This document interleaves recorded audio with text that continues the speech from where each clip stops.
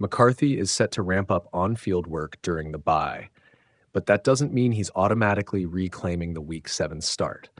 This is an availability versus performance choice. McCarthy is the long-term asset, mobility, upside, growth potential, while Carson Wentz is the short-term stabilizer who's been efficient and airtight enough to keep the offense functioning.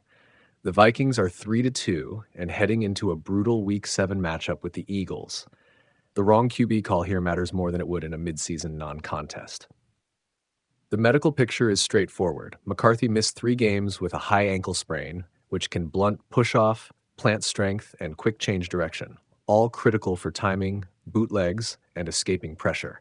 He'll be judged off live reps during the bye. If those reps show confident footwork, sharp timing on 3-step and play-action sequences, and full-speed pocket movement, the team has the evidence to start him. If the reps are limited, tentative, or only walkthroughs, the safer bet is Wentz. That's the calculus O'Connell keeps repeating.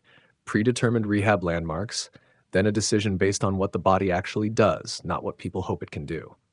Coaches aren't choosing personalities, they're choosing probabilities. Wentz's numbers, a high completion rate and game management wins, translate to higher short-term win probability against quality opponents. McCarthy's ceiling carries future value but introduces immediate variance. Missed throws, rookie reads, timing hiccups against NFL speed. If the Vikings prize the present and a tight playoff window, they'll prioritize Wentz.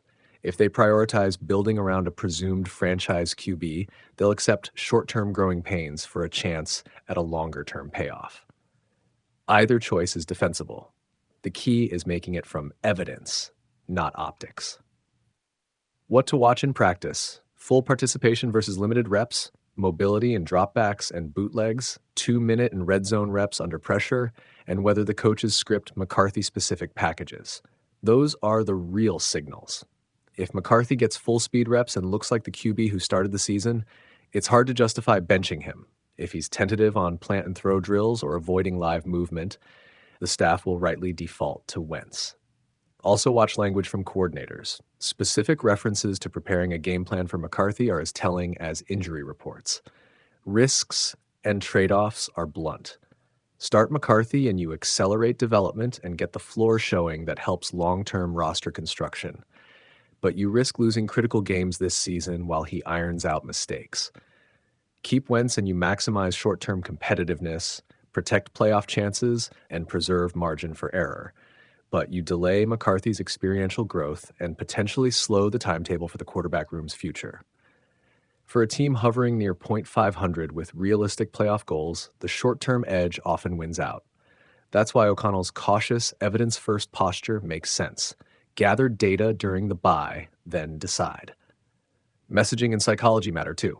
Whoever starts must be supported publicly and privately to avoid locker room second-guessing. If McCarthy starts, coaches must script plays that let him thrive early and limit exposure.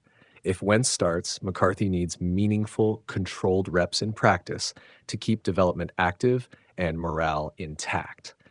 Handling expectations with clarity prevents the narrative from becoming a distraction.